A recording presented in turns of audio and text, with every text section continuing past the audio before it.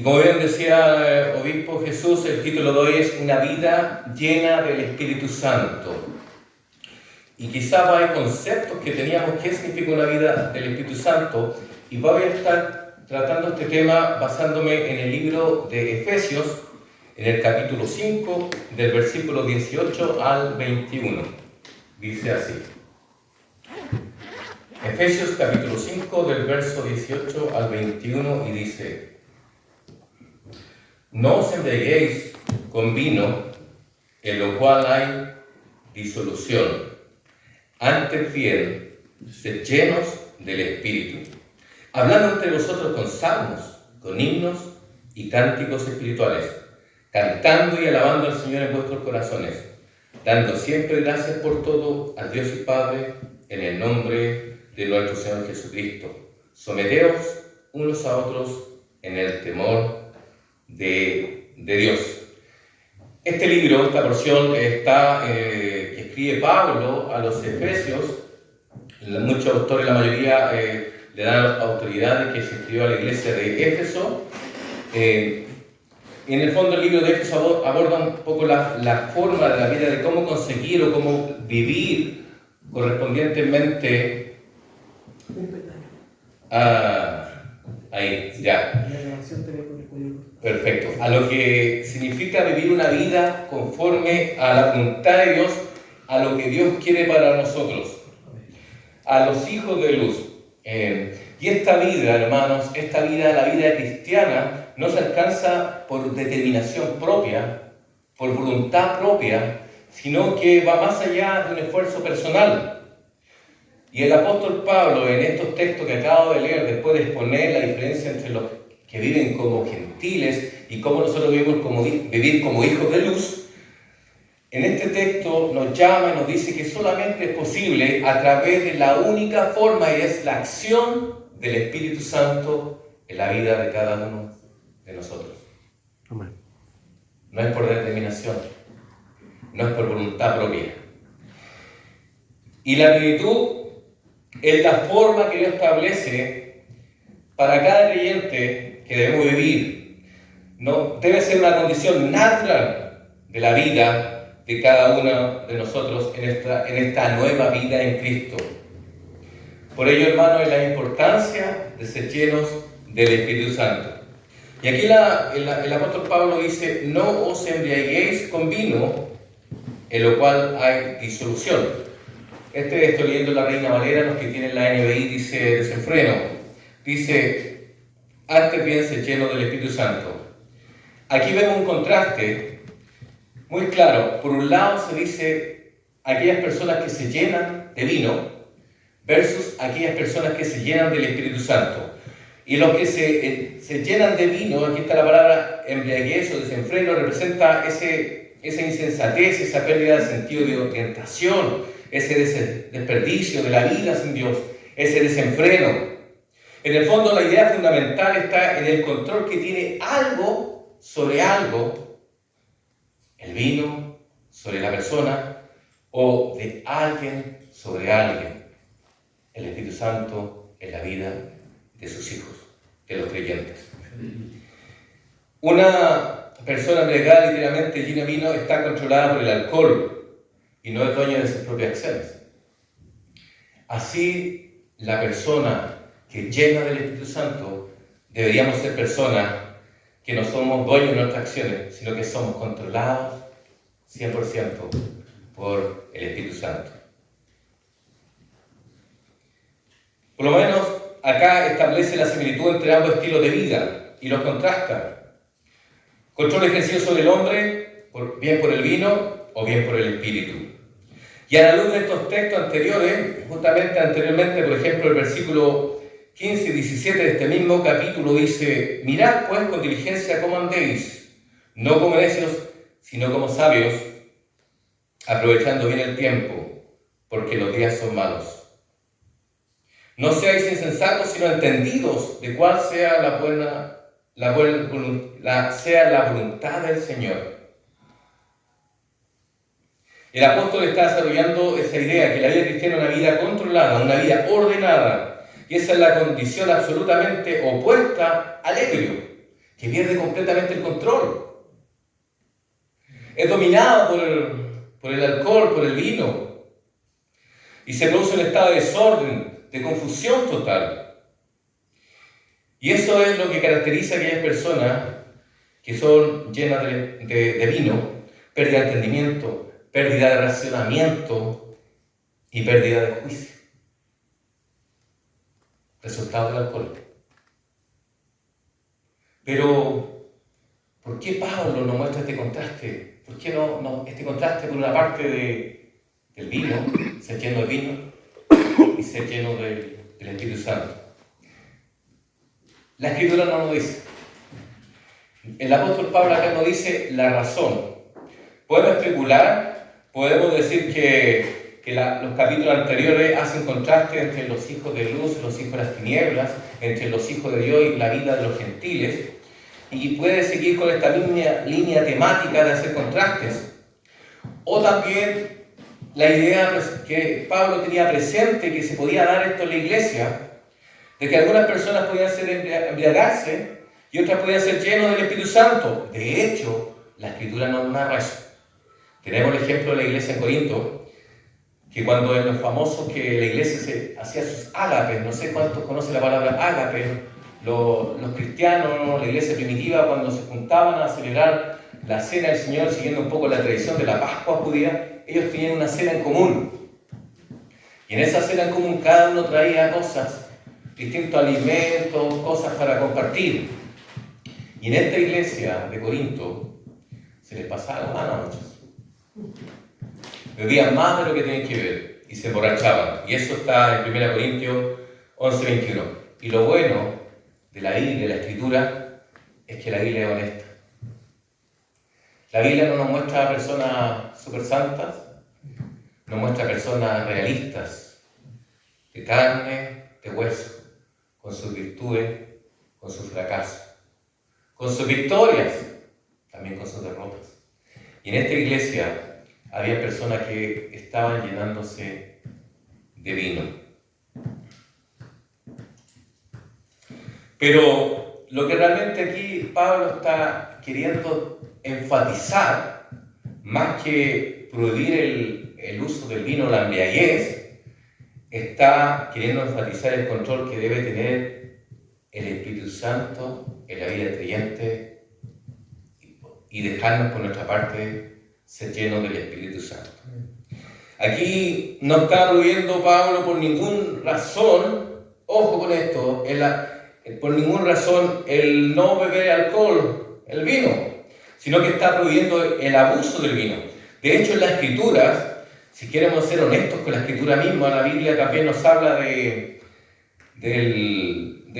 las propiedades positivas que tiene el vino para algunas enfermedades. Por ejemplo, Pablo en 1 Timoteo le dice Pablo dice a Timoteo que beba un poco de vino por sus frecuentes dolores estomacales. Hay muchas cosas naturales también, ¿no?, que sirven. También dice que el vino trae satisfacción, que trae contentamiento. Pero mire, Salmo 104:15. Y el vino que alegra el corazón del hombre, el aceite que hace brillar el rostro.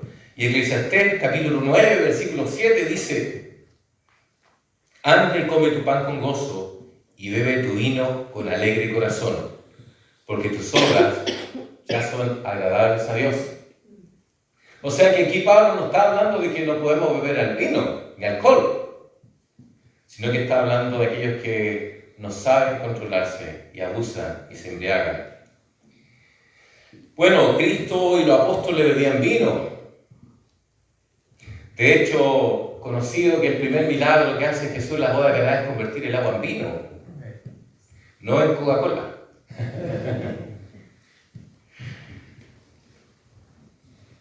Y, por otra parte, la cena del Señor también se utilizaba el vino. Podemos decir que eran distintos tipos de vino, distintas fermentaciones, distintos procesos, está bien, pero emborrachaba. En la boda del Cordero vamos a ver el vino, lo dice Jesús en Mateo 26. Pablo, en su instrucción a Timoteo y a Tito acerca del nombramiento de ancianos y aquellos que iban a ocupar cargo en la iglesia de diáconos, le exige que sean moderados en cuanto al vino, pero no exige que sean abstemios. Sin embargo, es perfectamente legítimo que algunos de nosotros, por razones de debilidad personal, decidan no beber ni una sola gota de alcohol. O tal vez algunos por vivir en una cultura que hay tanto alcoholismo de por medio, tratar de no ser una piedra de tropiezo para el hermano, como dice también Pablo, no pongas piedra de tropiezo. Pero sin embargo, podemos caer en el legalismo, en el sentido que estas personas que toman esta determinación llaman a los demás a seguir su ejemplo y enseñan que un buen cristiano nunca debería beber nada alcohólico. De hecho, Juan el Bautista, que tenía un voto nazareo, dentro de las cosas que hacían un voto nazareo en el Antiguo Testamento era que no bebían nada de alcohol. Pero sin embargo, Juan el Bautista nunca le exigió a Jesús, oye, hazte nazareo o no beba alcohol. De hecho, a Jesús se le conoce en la Escritura y le dicen que este era comilón y bebedor de vinos, que se junta con fariseos y publicanos. Para muchos, este Jesús sale del estereotipo de un cristiano. Pero ¿cómo? Imagínense, oye, y este hermano es un comilón y bebedor. ¡Wow! Y así le decían. Pero acá lo importante de esto, el tema de esta mañana, no es sobre el alcohol del vino, pero quise hacer un paréntesis para dejar bien claro. Pero hermanos, la conclusión es que cada uno, como dice bien el refrán, cada uno sabe dónde le aprieta el zapato. Y eso lo vamos a hacer casi.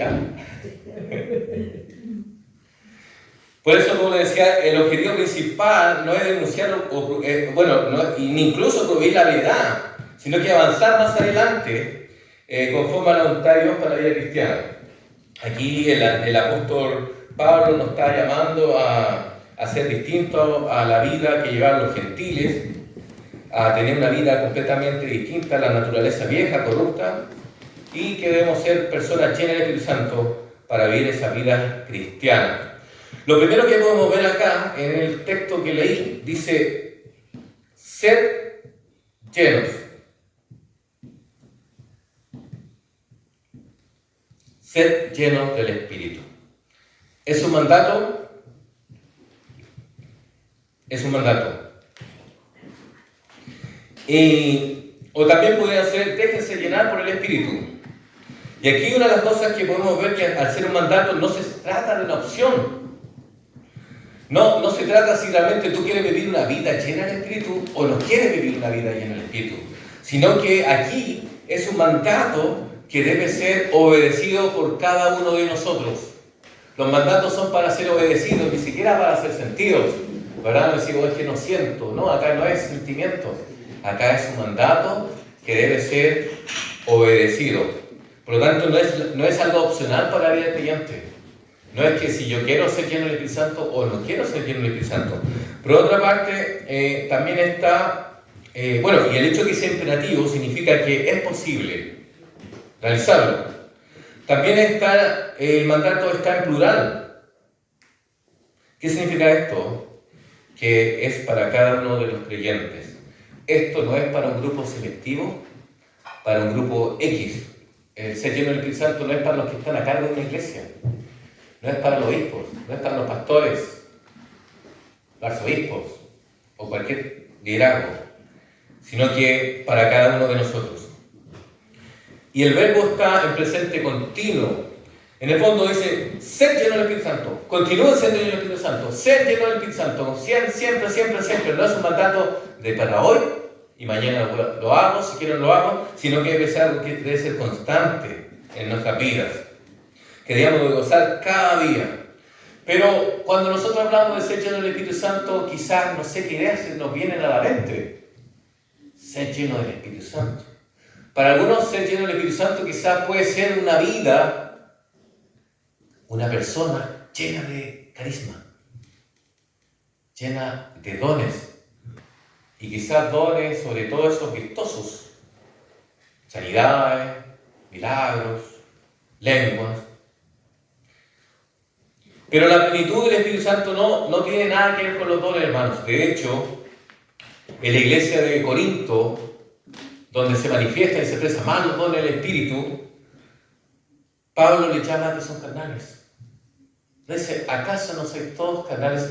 Es decir, que no son guiados por el Espíritu Santo, que sus vidas no son conforme al Espíritu Santo, sino conforme a los deseos y a las obras de la carne. Por lo tanto, no tiene nada que ver con los dones. No tiene nada que ver con que una persona o predique bien, o tenga un talento, una habilidad especial, sobrenatural. No tiene nada que ver, porque esos son regalos. Eso es algo que Dios nos da y no tiene que ver con carácter. Para nada. No tiene que ver con carácter, tiene que ver con la soberanía de Dios, que Él da los dones según Él quiere. Tampoco el ser lleno del Espíritu Santo significa un segundo Pentecostés. A veces pensamos que ser lleno del Espíritu Santo es una experiencia nueva. La Biblia es bien clara que cuando nosotros creímos en Cristo, nos arrepentimos de nuestros pecados, recibimos el Espíritu Santo. Recibimos el sello del Espíritu Santo. Y la llenura no tiene nada que ver con esta experiencia nuevamente. Si bien es cierto, en la Escritura tenemos pasajes donde están los apóstoles, viene el Espíritu Santo y se son llenos del Espíritu Santo, después cuando empiezan a ser perseguidos, encarcelados, y presentan esto ante Dios, dice que fueron nuevamente llenos del Espíritu Santo, como una segunda experiencia. Pero, en el fondo, en general no tiene nada que ver. ¿Por qué? Porque el Espíritu Santo ya ha sido derramado sobre nuestros corazones en el momento que nosotros creímos.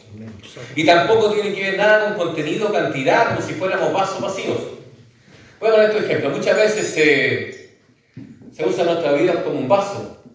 Sacamos una foto y empezamos así.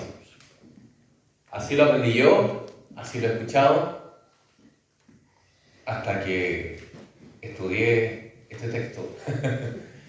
Vienes y pasas un recipiente con agua, líquido, y dice que lleno del Espíritu Santo significa que tú empiezas a llenar esto, ¿verdad? Hasta que sobreabunde. Y salta para los demás, y un montón de aplicaciones, así bendecimos a otros, se aplica para todos lados.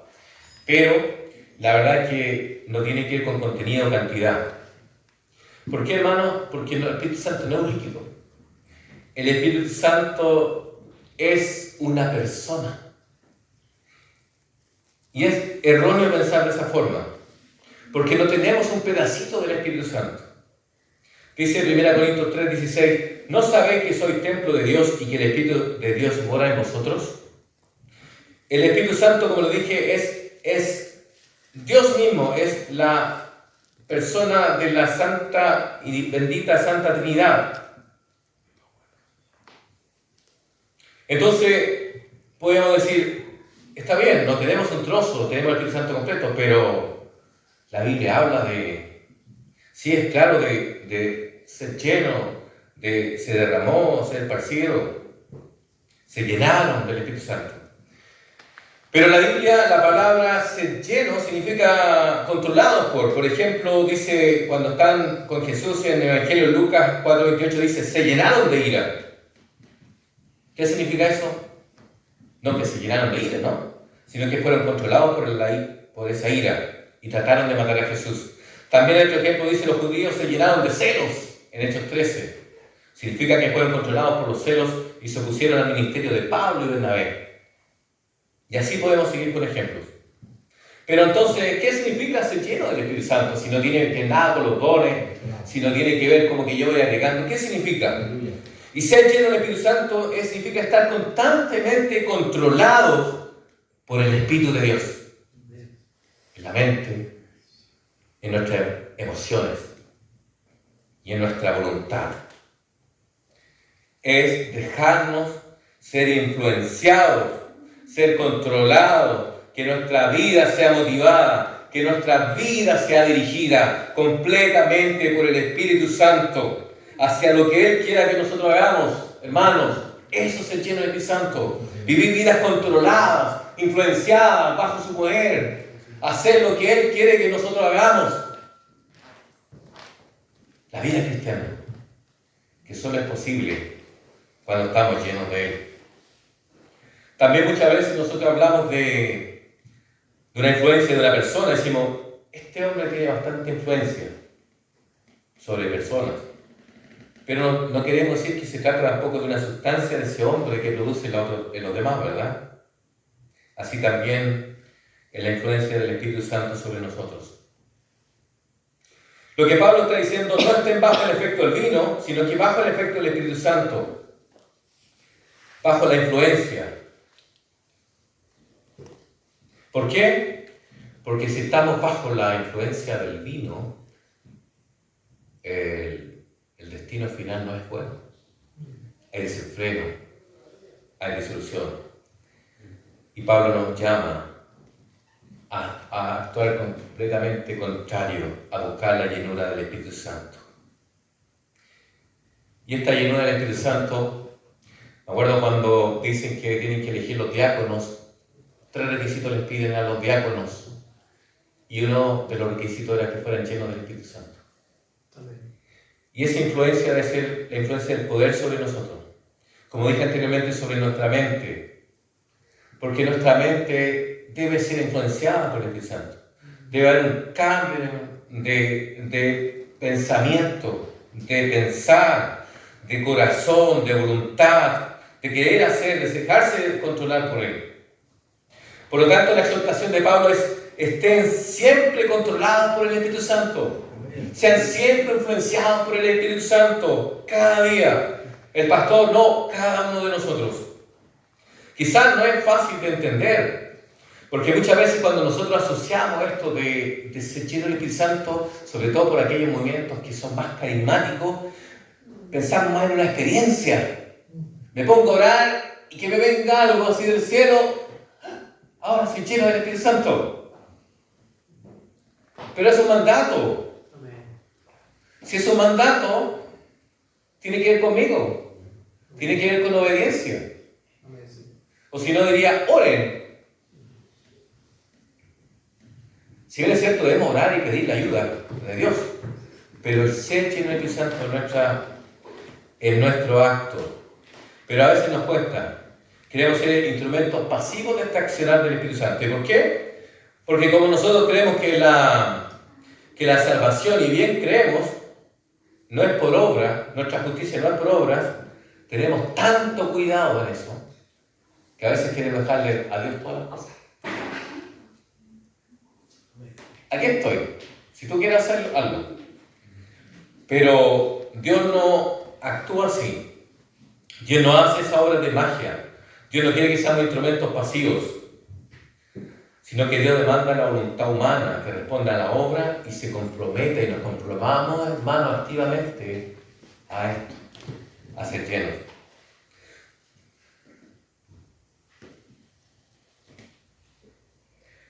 Es más que una experiencia. Es más que una experiencia. Quizás tenemos experiencia en la escritura, textos, ¿no?, del Espíritu Santo, pero más que una experiencia. Si bien es cierto, el ser sellado con el Espíritu Santo, el ser bautizado con el Espíritu Santo, es una experiencia. Porque yo no puedo decidir por mi propia voluntad renacer, nacer de nuevo, no está en mí. Es algo que Dios hace en forma soberana en nuestra vida. Pero el ser lleno del Espíritu Santo es algo que podemos controlar y podemos expresarlo. Y por eso debemos seguir siendo llenos del Espíritu Santo. Debemos librarnos de cualquier noción de pasividad en esto. Y no debemos esperar que Dios haga todas las cosas. Nosotros podemos determinar si hemos de ser llenos del Espíritu Santo o no. Como dije anteriormente, no podemos determinar si vamos a ser regenerados, nacer de nuevo en la vida cristiana, si vamos a ser bautizados del Espíritu Santo, pero sí nosotros podemos determinar el ser lleno del Espíritu Santo. Y la segunda parte de este texto dice, del versículo 19 al 21, dice: hablando entre vosotros con salmos, con himnos y cánticos espirituales, cantando y alabando al Señor en vuestros corazones, dando siempre gracias por todo al Dios y Padre, en el nombre de nuestro Señor Jesucristo. Someteos unos a otros en el temor de Dios. Hay resultados. hay resultados, hay evidencia de una vida llena del Espíritu Santo. Es una vida gozosa, es una vida de agradecimiento y es una vida de sumisión los unos a los otros. Y miren, yo tengo la Reina Valera, yo vi que algo tiene la NBI, y estos textos en la NBI aparecen 6 mandamientos y un participio. Por ejemplo, el canten, alaben, anímense, sométanse, aparecen como mandamientos. Sin embargo, en la versión que estoy leyendo yo, que es la Reina Valera, no son mandamientos, son participios, y que van más de acuerdo conforme al griego. ¿Y por qué quiero aclarar esto? Porque es muy importante, porque en el fondo, lo que sigue después de este versículo del 19 al 21, habla de una evidencia de lo que hace el Espíritu Santo. No es un mandamiento, sino dice, si tú eres lleno del Espíritu Santo, va a haber gozo en ti. Vas a cantar, vas a alabar a Dios, vas a querer ser agradecido, vas a someterte uno a otro. Y déjenme explicar un poco lo que dice acá. Dice, alabando y cantando. La vida plena del Espíritu produce esas manifestaciones espirituales que acreditan ese modo de andar. Y hablando entre vosotros, y no se trata de un diálogo reflexivo, sino que hablando entre nosotros. Cuando nosotros estamos llenos del Espíritu Santo, hay comunión entre nosotros. Hay comunión, las obras de la carne no están presentes. Los celos, las iras se quitan. Hay comunión. Y muchas veces nosotros tenemos enseñanzas de que contemporáneas que dicen que nuestra adoración, porque aquí está el contexto de adoración, hablando entre nosotros con salmos, que la adoración netamente es vertical. Pero acá no nos dice eso. Hablando entre vosotros con salmos. ¿Recuerda cuando dice Pablo en 1 Corintios 14, cada uno de nosotros si tiene salmo, y menciona otras cosas, hágase todo para edificación? Por lo tanto, la alabanza, la adoración no solamente es vertical, sino también debería ser horizontal. Es para animar, para edificar esa iglesia. Dice salmos. Y los salmos están presentes muchas veces en el Nuevo Testamento. Jesús, ante la cena del Señor, ellos realmente cantaban los salmos del 115 al 118. Cuando ellos celebraron la Pascua, ellos tienen que haber cantado por tradición 2 salmos antes. Y después, cuando se despidieron, cuando antes de ir Jesús al Monte de los Olivos, tienen que haber cantado 2 salmos más. Y están presentes. Por lo tanto, Jesús y sus discípulos habían cantado alguna porción, habían cantado en salmos. Y ya la Escritura ya nos dice que la iglesia cantaba salmos. También dice himnos. Y los himnos expresan más aspectos doctrinales. En este caso, en el contexto cristiano, por ejemplo, podemos decir himnos sobre el misterio de la piedad de Cristo, 1 Timoteo 3:16, Filipenses capítulo 2, del 5 al 11. Por lo tanto, y todos estos himnos del Nuevo Testamento tienen un enfoque cristocéntrico y enfocando a Jesús como el Señor. De hecho, Plinio, en el año 111 después de Cristo, un joven describe a los cristianos reuniéndose temprano para cantar antifonalmente un himno a Cristo como Dios. Y los cánticos espirituales que dice acá la Escritura son aquellos cánticos que nacen del Espíritu Santo entre nosotros, que fluyen en forma espontánea. Son y nacen exclusivamente del Espíritu, de nosotros, de nuestro ser cantando, que son espontáneos, de nuestra experiencia con Dios. Si bien es cierto, son influenciados, son impulsados por el Espíritu Santo, sin embargo no tienen la misma autoridad que la Escritura. Y aquí tenemos que tener cuidado. Anteriormente hablábamos de probar los espíritus. Y en este contexto también. Y dice, cantando y alabando al Señor en vuestros corazones. ¿Por qué es importante esto? Porque una de las evidencias acá es que debe ser con el corazón. Pero cuando hablamos del corazón, no significa, porque nosotros vamos a cualquier reunión, a cualquier culto, y vamos a ver todas las personas levantando sus manos, cantando, y podemos concluir y decir, ¡wow! Están todos llenos del Espíritu Santo. Pero acá dice, cantando, alabando al Señor con el corazón. La alabanza no es una actividad, es una actitud. Y surge al exterior cuando el corazón alaba en forma íntima y plenamente a Dios en el poder del Espíritu Santo. Y acá no está hablando más de emoción y sentimentalismo, porque muchas veces nosotros somos muy sentimentalistas y creemos que eso significa. Pero acá el corazón alude más al centro del ser. Canten con todo su ser. Incluye sin duda las emociones, pero lo que subraya cantar con el corazón, canten con integridad. Una persona llena de Espíritu Santo canta con integridad. Eso es el corazón. Pero es verdad que el emocionalismo tiene sus peligros. Pero por otro lado, hermanos, muchas veces este emocionalismo nos juega en contra. A veces nos reprimimos. Ante cualquier emoción en nuestras vidas, la asociamos con emocionalismo. Porque la vida cristiana no es una vida anestesiada. Si bien es cierto, el emocionalismo es un error, sin embargo nuestra vida y adoración necesita emoción, necesita pasión, porque sin esa emoción, sin esa pasión, no somos seres humanos. Dios nos creó con emociones, Dios nos creó con sentimientos, ¿verdad? Por lo tanto debe ser parte nuestra, debe ser parte, se debe reflejar en nosotros, pero no el emocionalismo, que deja todo lo más de lado.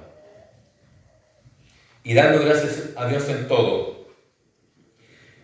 Romanos 1:21 dice que, y nos explica que aquellos que no dan gracia, es como raíz del pecado, dice, se envanecieron no dando gracias a Dios en sus razonamientos. También gracias a Dios significa es una vida, una actitud de ser agradecidos con Dios. John Stott, un famoso predicador anglicano, inglés, dice que todo, que si bien es cierto esto representa una hipérbole, no se nos pide que demos gracias a Dios por el mal, sino que vivamos en la práctica nuestra convicción de que todo lo que acontece en la vida, incluso lo malo, se vive bajo el control de Dios y en relación con Él. Y es allí donde nosotros debemos estar agradecidos. Y la gratitud debe estar sobre la base de quién es Jesús, cristocéntrica, y lo que Cristo ha hecho por nosotros. Y el último punto, el versículo 21 dice, sometiéndose unos a otros. Mi Reina Valera me lo corta y me aparece con otro título. Me corta el texto, dice, hasta ahí no te llega. Pero resulta que la sumisión no solamente es una introducción para lo que viene después, sino que también es parte de una vida llena del Espíritu Santo. ¿Por qué, hermano? Porque la palabra sumisión tiene que ver con humildad, pero quizás para muchos tiene que ver con una imagen negativa, es como una imagen de uno mismo, negativa, como ser débil, pasivo. Pero este texto no demanda que algunos cristianos se sujeten a algunos solamente, sino que dice, someteos unos a otros en el temor de Dios. No es que me tenga que someter a un grupo privilegiado,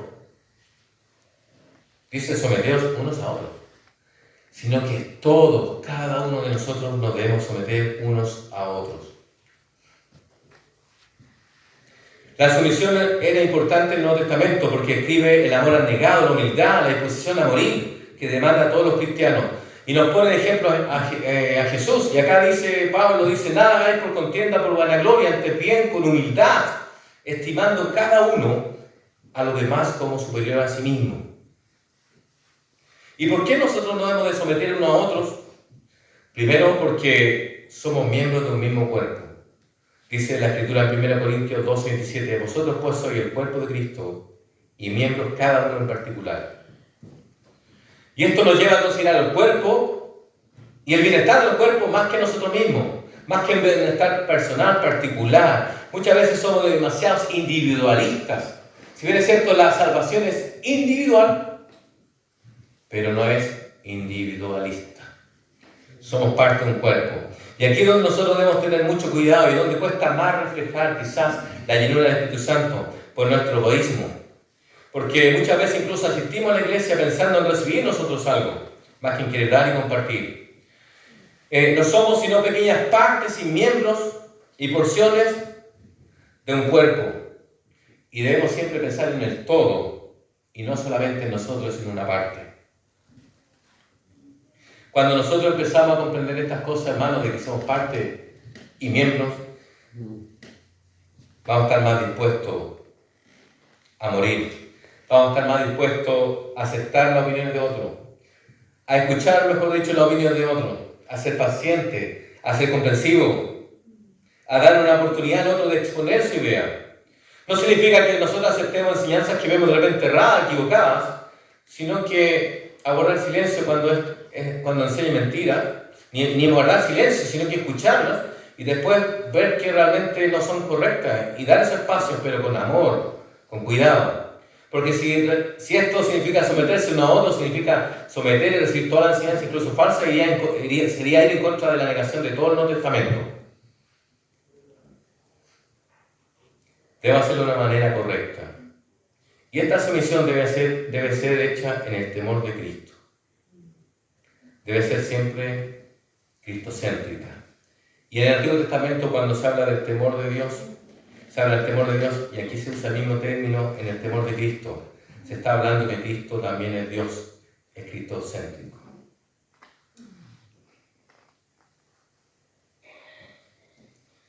Hermanos, para concluir, todos, cada uno de los cristianos, estamos llamados a ser llenos del Espíritu Santo sin excepción. Todos debemos dejarnos controlar por el Espíritu Santo. Debemos llevar vidas gozosas, en alabanza y en edificación unos a otros. Y debemos ser siempre agradecidos a Dios por todo. Sabemos que Él es soberano, que Él tiene control de todas las cosas.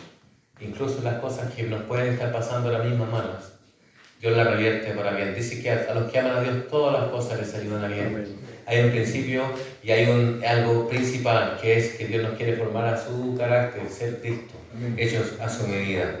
Y debemos someternos los unos a los otros. No debemos menospreciar al hermano, sino que debemos considerarlo. Y debemos considerar el bienestar del cuerpo antes que nuestro propio bienestar personal. Que el Señor bendiga su palabra esta mañana en nuestra vida.